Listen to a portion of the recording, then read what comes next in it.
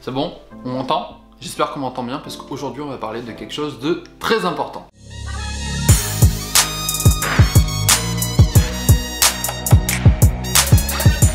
Et bonjour à tous et à toutes, c'est un plaisir de vous retrouver aujourd'hui pour une nouvelle vidéo et je vais couper court à tout suspense. Je vais vous expliquer aujourd'hui comment c'est impossible d'acheter ces mangas neufs à moins 50% et pourquoi est-ce que j'ai décidé de faire un tout petit peu de putaclic.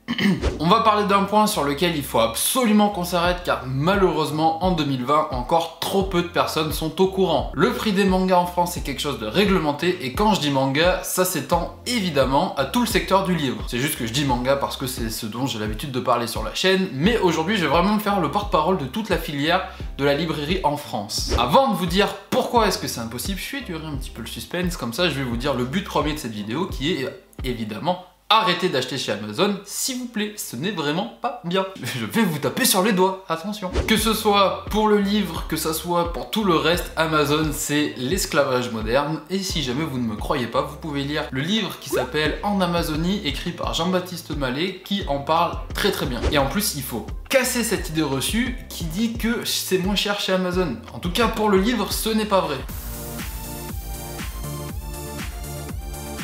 Depuis 1981, il existe une loi sur le prix du livre, la loi Lang, aussi appelée loi sur le prix unique du livre. Et elle dit quoi cette loi? Eh bien elle dit que le prix d'un livre, ou d'un manga, c'est exactement pareil, doit être fixé par l'éditeur et que le commerçant n'a pas le droit de fixer lui-même le prix. Il est obligé de se fixer au prix fixé par l'éditeur. Vous avez capté le truc. Il existe bien sûr une remise légale autorisée, mais elle est que de 5%. Ce qui veut dire que si un éditeur fixe le prix à 10 €, un libraire a le droit de le vendre à 9,50 €. Mais il est interdit de le vendre moins cher que ça. Et si jamais vous pensez que vous l'achèterez moins cher que ça sur Amazon, c'est que vous vous êtes trompé et ce n'est pas possible. C'est une idée reçue. Voilà, un commerçant peut légalement vendre un livre à 95% de son prix de vente, en faisant les 5% de remise, mais ne peut pas le vendre à 50% de son prix de vente par exemple. Certains magasins ou certains sites internet appliquent d'office les 5% de réduction, mais d'autres se réservent le droit de les garder pour par exemple tout ce qui est carte de fidélité, système de fidélité, tout ça. Par exemple, à Manga de Casa Lille, vous avez moins 5% directement sur le prix indiqué en caisse. En revanche, à BD Plus Café à Brive, vous payez le livre au prix normal, mais il y a un système de fidélité derrière qui fait que au bout de 10 passages, vous récupérez 5% sur l'entièreté des passages. Donc par exemple, si jamais vous avez acheté pour 100 € à chaque fois, donc sur 10 passages ça fait 1000 €, et bien vous récupérez 50 € de remise. Voilà, c'est comme ça que ça fonctionne en fait. Mais dans tous les cas, c'est plafonné à 5%. Et surtout, jamais en dessous, même sur Amazon, nulle part. Donc quand vous vous dites je vais acheter mon livre à Amazon et pas en librairie parce qu'il coûte plus cher en librairie, c'est faux. Bon, j'avoue, c'est pas très sexy hein, du coup, c'est pour ça que j'ai fait un petit peu de putaclic, parce que si j'avais juste écrit on va parler d'une loi aujourd'hui, est-ce que beaucoup de monde aurait regardé la vidéo? Je ne suis pas sûr. Alors c'est dommage parce que le sujet est passionnant. Je vais vous demander sincèrement de partager cette vidéo avec le plus de monde possible parce que c'est un truc super important, trop peu de monde est au courant. Mais j'ai pas encore fini, donc je vais continuer et on parlera de ça plus tard.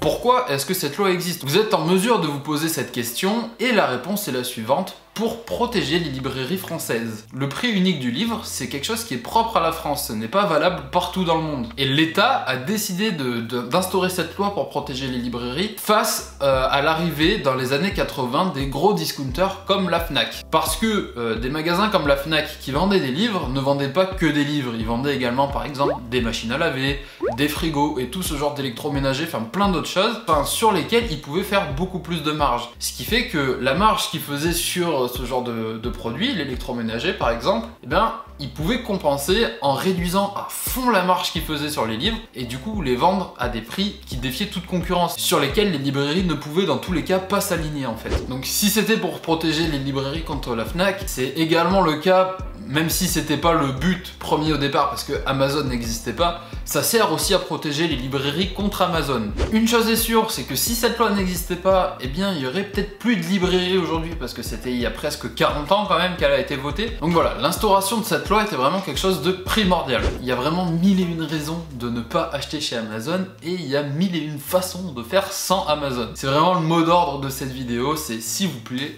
arrêtez d'acheter sur Amazon, faites l'effort de vous déplacer en librairie.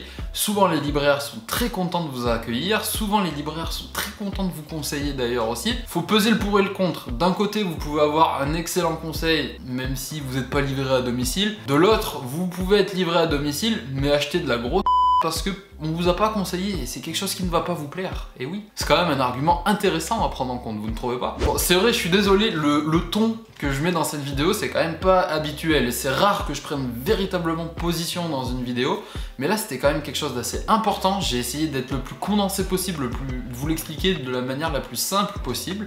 Je suis peut-être passé à côté des détails de cette loi, par exemple les différentes exceptions qui fait que vous pouvez avoir plus de 5%, mais sachez que ça c'est réservé à tout ce qui est collectivité territoriale, l'État, les écoles, les bibliothèques, donc probablement pas vous. Et l'exception qui est faite sur les manuels scolaires. Mais là, encore une fois, je ne pense pas que ça soit ce que vous ayez le plus envie d'acheter. Je vous remercie sincèrement de m'avoir écouté, de m'avoir donné de votre temps, d'avoir écouté ce que j'avais à vous dire sur cette loi, qui est la loi Lang sur le prix unique du livre. J'espère que le message est bien transmis. Ce n'est pas moins cher sur Amazon, c'est faux. Je demande rarement de partager une vidéo, mais celle-ci, s'il vous plaît, si vous pouvez la partager et la faire tourner le plus possible, ce serait vraiment top. Faut vraiment que le propos soit saisi par le plus de personnes possible. Et donc, en attendant de vous retrouver, je vous souhaite à tous une très bonne fin de journée. Prenez soin de vous, à la prochaine, ciao ciao.